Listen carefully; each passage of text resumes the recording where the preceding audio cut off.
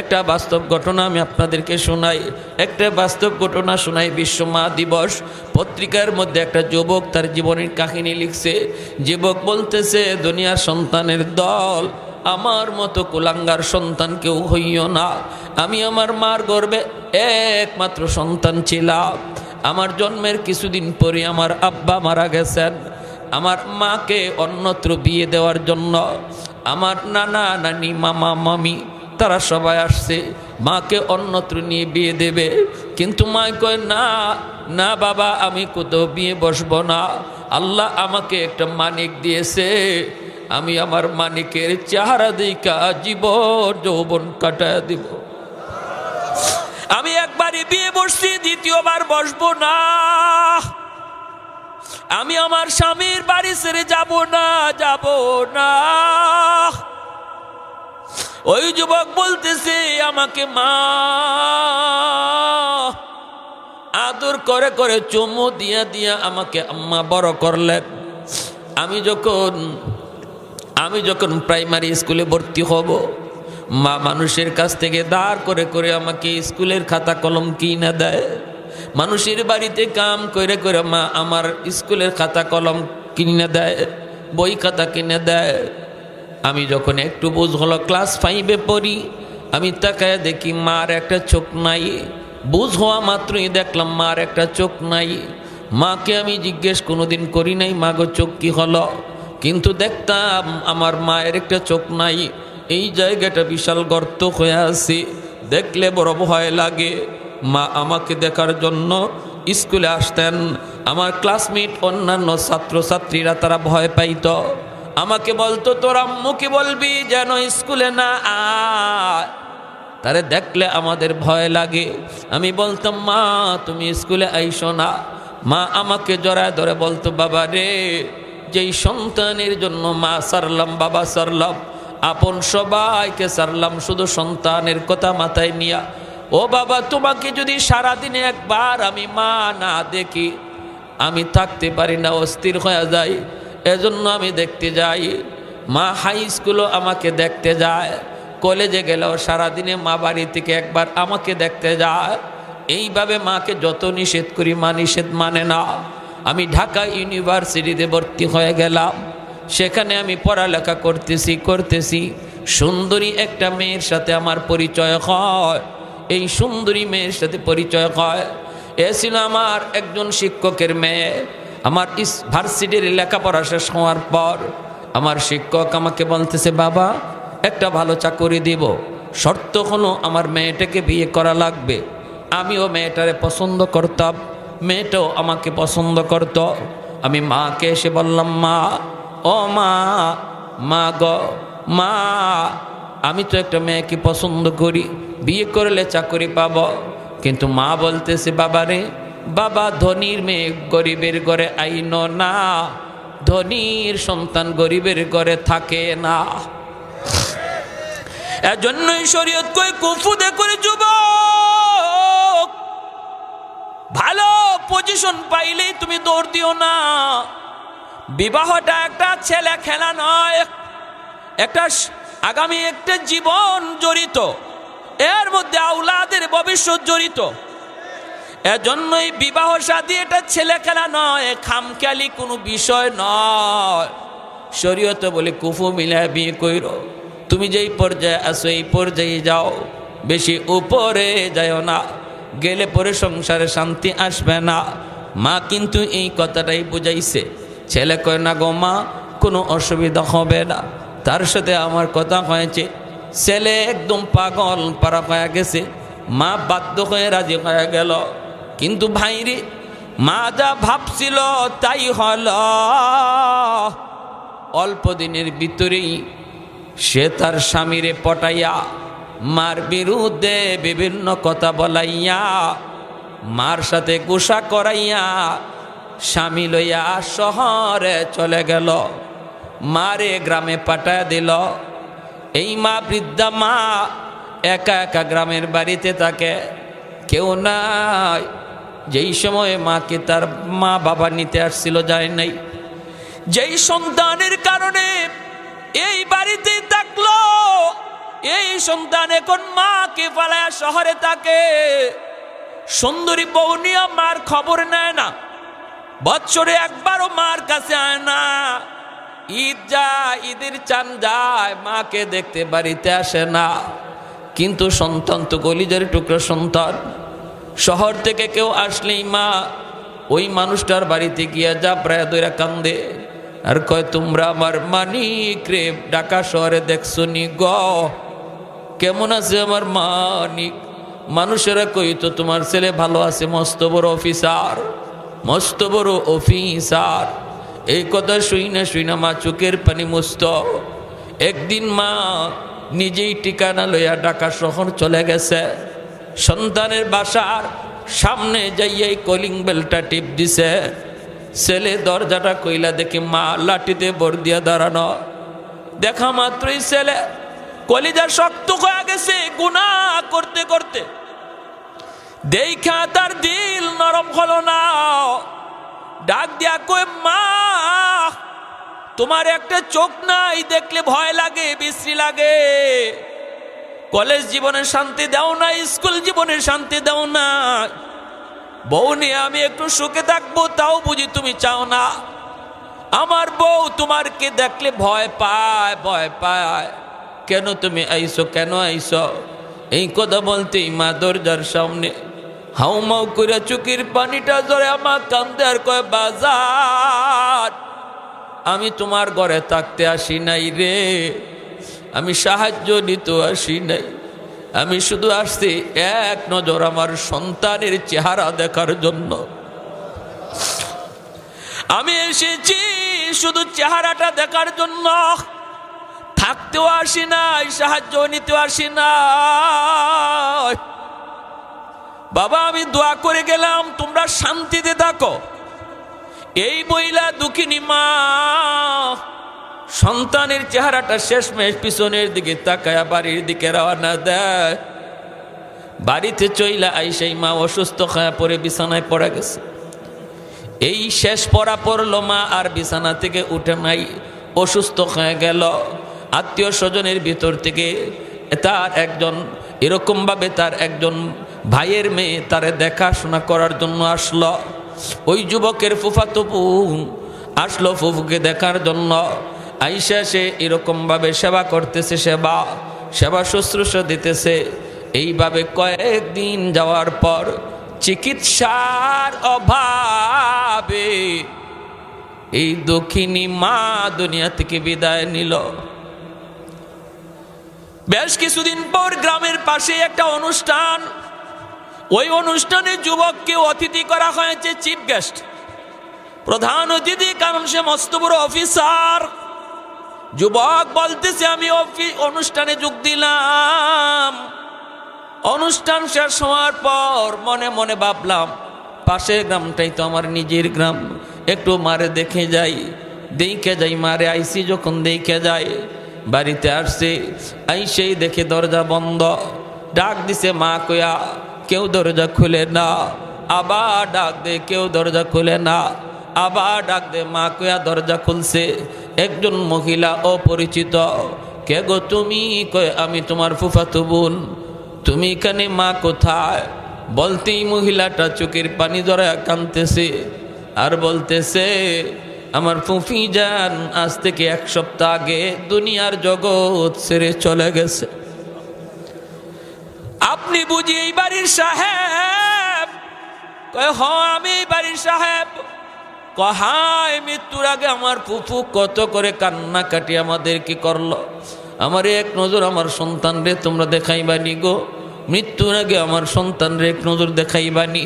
কিন্তু আমরা তোমার খবর কোত্থেকে লইব, কেমন করে তোমাকে খবর দিব? এই অবস্থায় আমার ফুফে দুনিয়া থেকে বিদায় নিল।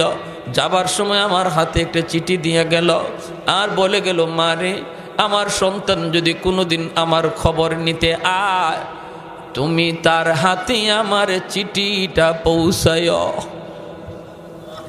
এই যে নেন আপনার মার হাতের চিঠি। যুবক কই আমি চিঠিটা খুললাম, কইলা দেখি মার হাতের লেখা। মায় লিখছে, বাজান কোন দিন মার খবর নীতি গ্রামে আইবা আমি মা জানি না রে, কোন দিন মার কথা মনে পড়বে আমি জানি না। তবে বাজান, মৃত্যুর আগে একটা কথা তোমাকে আমি জানাই নাই, তুমিও জানতে চাও নাই, এজন্য মায় জানাই নাই। আজকে মৃত্যুর আগে তোমাকে চিঠির মাধ্যমে জানায় গেলাম, মার একটা চোখ ছিল না বিদায় তুমি ভয় পাইতা, চোখটা গর্ত হয়েছিল, এজন্য বাসায় উঠতে দিলা না, বইতে দিলা না। কিন্তু একদিনও মারে তুমি জিগাও নাই, মাগো চোখটা কই গেল, চোখটা তোমার কি হইল, কোথায় গেল, একদিনও বলো নাই। আজকে চিঠির মাধ্যমে মা জানায় গেলাম, তোমার 8 বছর বয়সে তোমার একটা টাইফয়েড জ্বর হয়েছিল, এই জ্বরের কারণে তোমার একটা চোখ নষ্ট হয়ে গেছিল। ডাক্তার আমারে বলছে যদি এই নষ্ট চোখটা উঠাইয়া এখানে আর একটা চোখ বসানো না হয় তাহলে তোমার দুটো চোখ নষ্ট হয়ে যাবে। ওই দিন আমি ডাক্তারকে বলেছিলাম, ডাক্তার আমি মার দুটা চোখ লইয়া যাও, তবু আমার সন্তানের চোখ বাঁচাও। আমি মার চোখ না, এই চোখটাই তোমাকে দান করেছি মা, মার চোখটাই তোমার চোখে লাগানো। এই কথা শোনার পর চিৎকার দিয়ে যুবক মাটিতে পড়ে গেছে। এই যুবক তার জীবনের কাহিনী লিখছে, আমার মতো এত বড় হতভাগা সন্তান কেউ হয় না, আমি এখন পাগলের মতো রাস্তায় রাস্তায় ঘুরি, আমার কিচ্ছু নাই, একে একে আমার সব ধ্বংস হয়ে গেছে। এজন্য বাপ মার কলিজায় যদি কেউ ব্যথা দেয় আর কোনো সন্তানের উপর কষ্ট লইয়া যদি মা কবরে যায়, বাবা কবরে যায়, এই সন্তানের দুনিয়াতে কোনোদিন আলোর মুখ দেখবে না, সফলতার মুখ সন্তান কোনোদিন দেখবে না, লেখাপড়ায় বরকত হবে না, হায়াতের ভিতরে বরকত পাবে না, রিজিকের মধ্যে বরকত পাবে না। যদি বাপ মার কলিজায় ব্যথা থাকে, আর যদি বাপ মা কোনো সন্তানের উপরে দোয়া দেয় রে যুবক, অন্তরে যদি বাপ মার দোয়া থাকে, ছেলে মাকে খুশি করে চলে, বাবারে খুশি রাইকা চলে, বাবা যেভাবে কয় মা যেভাবে চায় এইভাবেই সে চলে, তাহলে এই সন্তান যদি ছাত্র হয় আল্লাহ তার লেখা পড়ার ভিতরে বরকত দিয়া দেয়, হায়াতের ভিতরে আল্লাহ বরকত বাড়ায় দেয়, হায়াতের ভিতরে বরকত। দুনিয়ার পাওয়ার হাউস, দুনিয়ার পাওয়ার হাউস থেকে যদি লাইন অকে করা হয় তাহলেই এই লাইটে বাতি জ্বলে, ফ্যান ঘুরে, ঘরের ভিতরে বাতি লাগাইলাম, ফ্যানও লাগাইলাম, বাতি যদি জ্বালাইতে হয়, ফ্যান যদি ঘুরাইতে হয়, কারেন্টের পাওয়ার হাউস থেকে লাইন অকে করা লাগবে। যদি আমি পাওয়ার হাউস থেকে লাইন অকে না করি তাহলে লাইট টিকি থাকবে, জ্বলবে না, ফ্যান টিকি থাকবে, চলবে না। আমার আপনার জীবনেও এমন কিছু বাতি লাগানো আছে, ফ্যান লাগানো আছে, এই বাতি যদি তোমার জ্বালাইতে হয়, এই ফ্যান যদি জীবনের ফ্যান যদি ঘোরাইতে হয়, বাপ মা হলো তোমার জীবনের পাওয়ার হাউস, ওই বাপ মার সাথে লাইন যদি ওকে করো, আল্লাহ পাক জীবনের বাতি আল্লাহ জ্বালায় দেবে।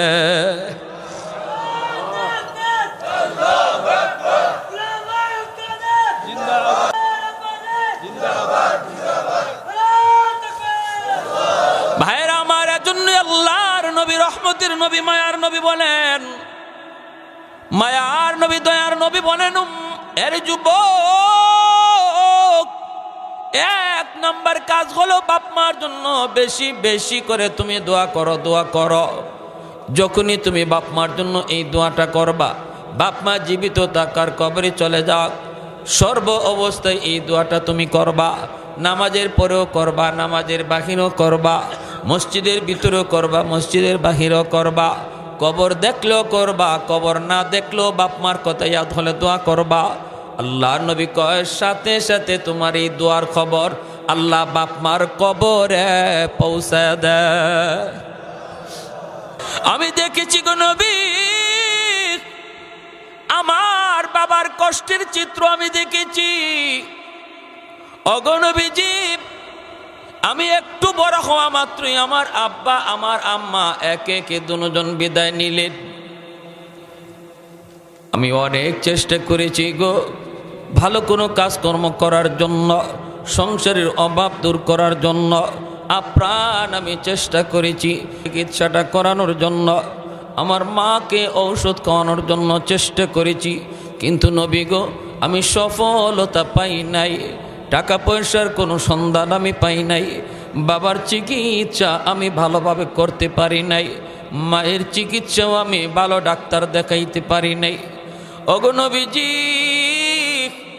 অভাবের সংসারে আমার মা আমার বাবা দুজন কবরে চলে গেছে। আজ আল্লাহ আমাকে অনেক টাকার মালিক বানাইছে, সম্পদের কোনো অভাব নাই। চতুর্দিকে আমার শুধু টাকা আয় টাকা আয়, একটার পর একটা শুধু সফলতার সফলতার সফলতা। টাকা পয়সার কোনো অভাব নাই, সম্পদের কোনো অভাব নাই। এখন আমি আমার আব্বাকে যেখানে মন চায় যত বড় ডাক্তার হোক তারে আব্বার চিকিৎসা করাইতে পারতাম, আমার মার আমি চিকিৎসা করাইতে পারতাম। আল্লাহ আমাকে অনেক ধন দিয়েছে, দৌলত দিয়েছে। আমার মা ভালো একটা শাড়ি কোনোদিন পরেন নাই। আমি দেখেছি বৎসরে 2টা ঈদ যায়, আমার মা নতুন কাপড় কিনতে পারেন না, বাবা নতুন একটা লুঙ্গি কিনতে পারেন না। আজ আল্লাহ আমাকে অনেক ধন দিয়েছে, দৌলত দিয়েছে, কিন্তু বাপ মার সেবা করার সুযোগ নাই। ওগো নবীজি, আমি এই টাকা দিয়ে এখন কি করব? আমার এই টাকা দিয়ে আমি কার খেদমত করব? আমি ওই টাকা হাতে নিয়ে চোখের পানি জড়ায় জড়ায় শুধু কান্দে আর শুধু বলি, টাকা রে তোর জন্য আমি আমার আম্মার চিকিৎসা করাইতে পারি নাই। আসলি তো আসলি, সময় মতো আসলি না। যদি সময় মতো আসতি আমি বাবা মার চিকিৎসা করাইতে পারতাম, অভাব দূর হইত। না পারি নাই গো নবী। ও গো নবীজি, আমার রাতের বেলা ঘুম আসে না। আমার মার কথা ইয়াদ হলে, বাবার কথা ইয়াদ হলে সারা রাত আমার চোখের পানিতে কেটে যায়। আমি শুধু কান্না করি গো নবী। ও গো নবীজি, আমার এই অশান্ত মনকে শান্ত করার কোনো ব্যবস্থা আসেনি? আপনি একটু বলুন, আমার কবরে শুয়ে থাকা মা বাবার খেদমত করার কোনো সুযোগ আছে কি না? যদি কোনো সুযোগ থাকে তাহলে আমি করতে রাজি। আল্লাহ নবী রহমতের নবীর চোখ দিয়েও দর দর করে পানি পড়ে, কারণ আমার নবী মা বাবার প্রতি দুর্বল। ঠিক কিনা জোরে কর। আল্লাহ নবী যুবককে ডাক দেয়া কইরে, যুবক টেনশন করো না, তোমার জন্য এখনো বাপ মার খেদমত করার সুযোগ রয়েছে। যদিও তোমার মা তোমার বাবা কবরে চলে গেলেন, তবুও তোমার জন্য খেদমত করার সুযোগ আছে রে। টেনশন তুমি করো না। নারী যুবক আর পেরেশান হয় না। 5টা আমল যদি তুমি করো, 5টা কাজ যদি তুমি করো, তোমার মা তোমার বাবা কবরে শুয়া শুয়া তোমার খেদমত পাইতে থাকবে। একটু আওয়াজ দিয়ে কোন সুবহানাল্লাহ, আর একটু জোরে সুবহানাল্লাহ। লা জিদ্দা ওয়ালা নিদ্দা ওয়ালা হাদ্দা লিমাওলা, লা জিদ্দা ওয়ালা নিদ্দা ওয়ালা হাদ্দা লিমাওলা। আল আনা কামা কানা ওয়ালাম ইয়ালকা জাওয়ালা, আল আনা কামা কানা ওয়ালাম ইয়ালকা জাওয়ালা। لا مثل ولا صور مثلا ونذيرا من قال سوى ذلك قد قال محالا. لا ولد ولا والد لا عم وخالا, لا شبه ولا مثل ولا كفوا لمولا. একটু জোরে সরে কোন আল্লাহু আকবার।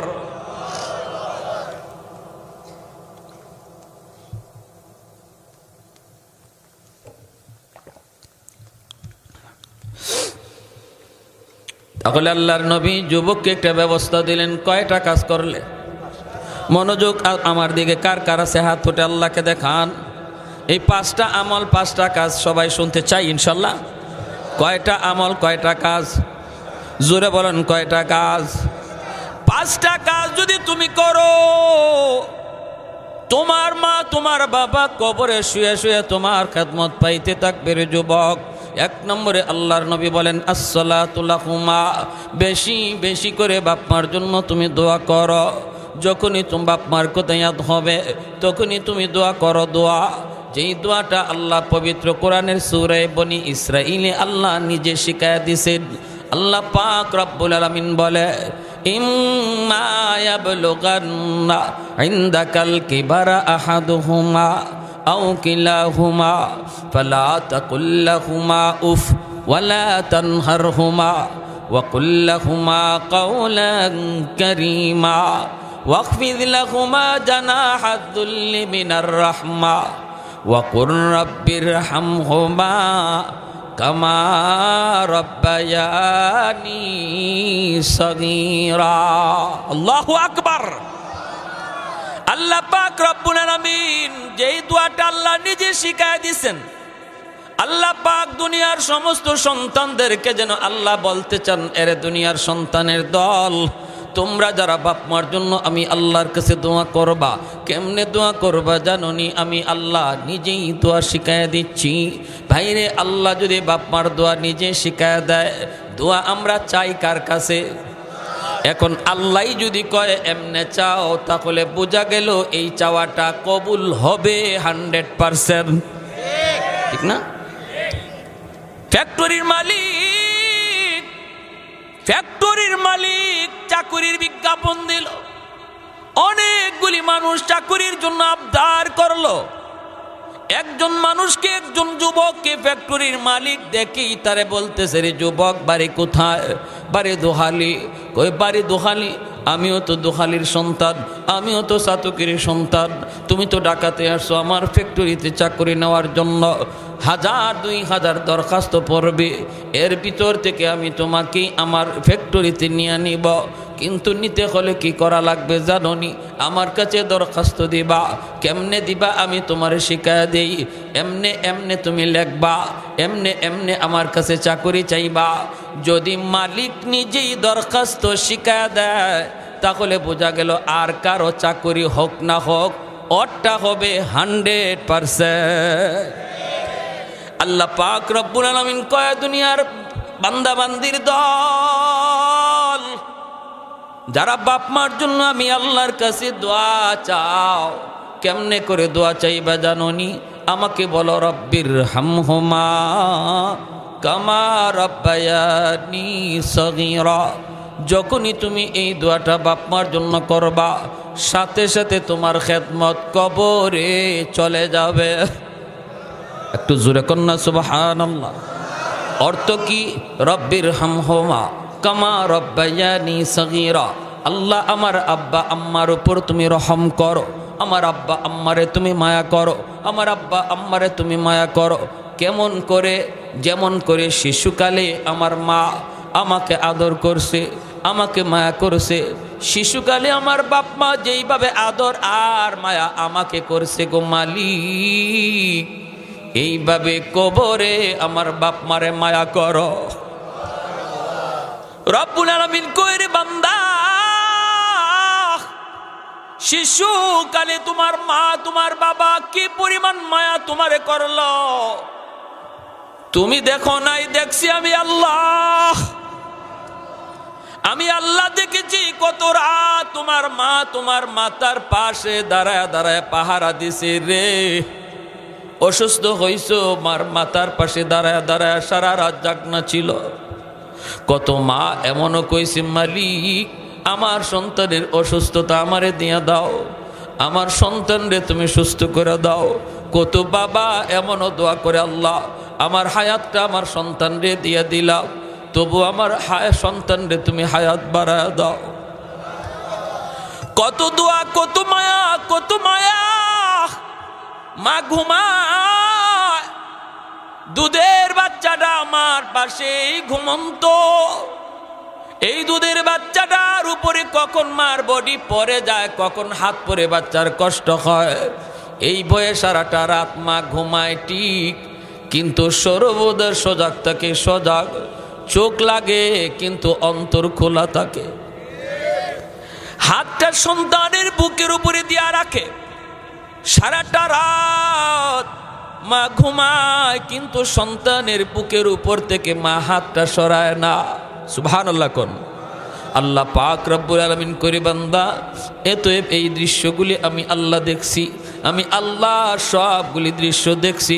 তুমি যখন তোমার বাপ মার জন্য আমি আল্লাহর কাছে দোয়া চাইবা, শিশুকালের কথাটা আমি আল্লাহর ইয়াদ করায়া দিও।